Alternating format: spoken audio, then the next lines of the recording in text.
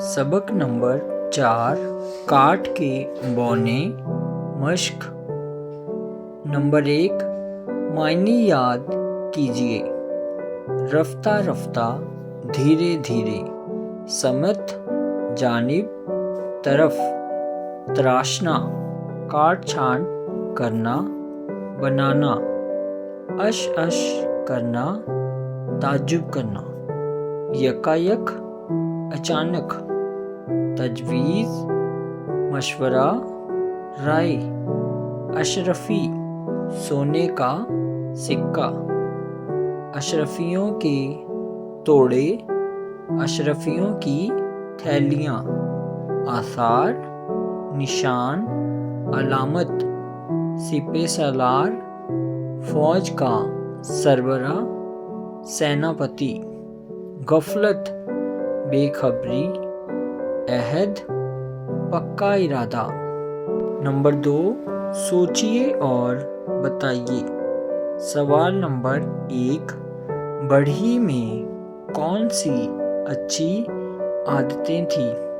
जवाब बढ़ी हमेशा सूखे दरख्तों की लकड़ियाँ काटता था।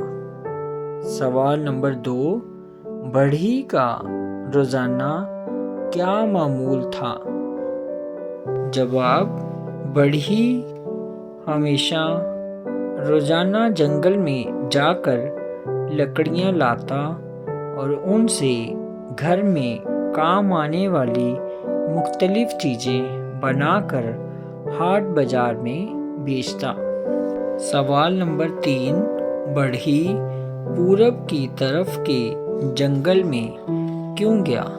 जवाब बढ़ी पूरब के जंगलों की तरफ इसलिए गया क्योंकि जंगलों के सारे सूखे टूटे पेड़ रफ्ता रफ्ता ख़त्म होते गए और एक दिन ऐसा भी आया जब उसे जंगल में एक भी सूखा या टूटा हुआ पेड़ ना मिला और इसलिए वो पूरब के जंगलों में गया।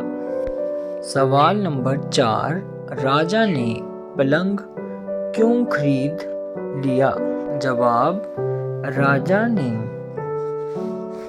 पलंग इसलिए खरीदा क्योंकि पलंग बहुत खूबसूरत था।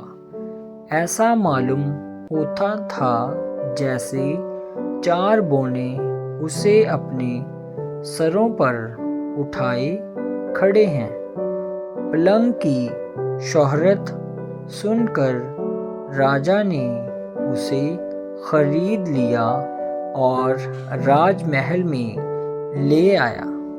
सवाल नंबर 4 इस कहानी के मुताबिक राजा को कैसा होना चाहिए था? जवाब इस कहानी के मुताबिक राजा को अपनी गफलत की नींद से बेदार होना चाहिए और जिम्मेदारी के साथ राजपाट संभालने का अहद करना चाहिए और साजिश करने वालों को सजा देनी चाहिए। नंबर 3 नीचे लिखे हुए अल्फाज की मदद से खाली जगहों को भरिए। हरे भरे, मेहनती, सिपह सालार, रफ्ता रफ्ता, लकड़ी, वजीर, नेक, टूटे। नंबर 1 किसी गांव में एक बढ़ई रहता था। वो बहुत डैश और डैश था, मेहनती और नेक।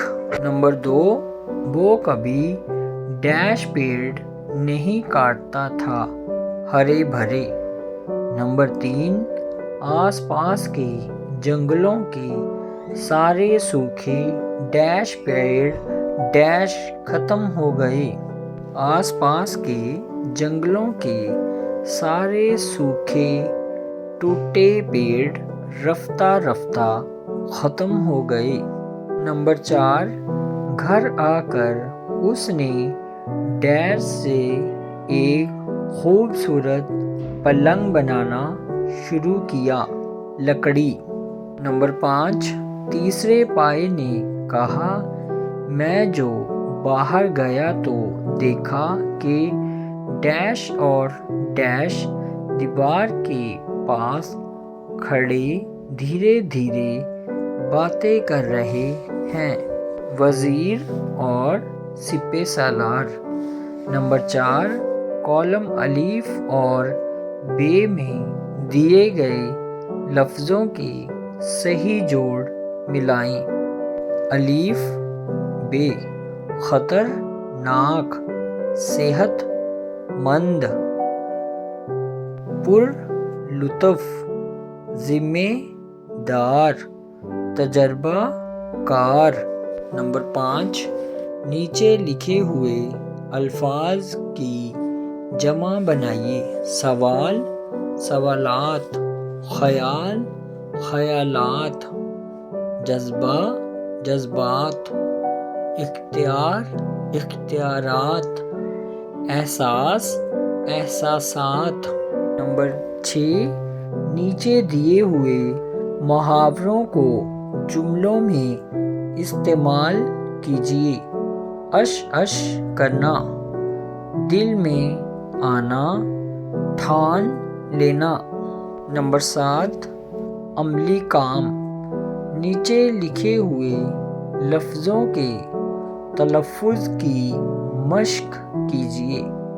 رفتہ رفتہ، ذمہ داری، خوبصورت، سازش، عہد، غفلت۔ اش اش کرنا، تجویز، اشرفی۔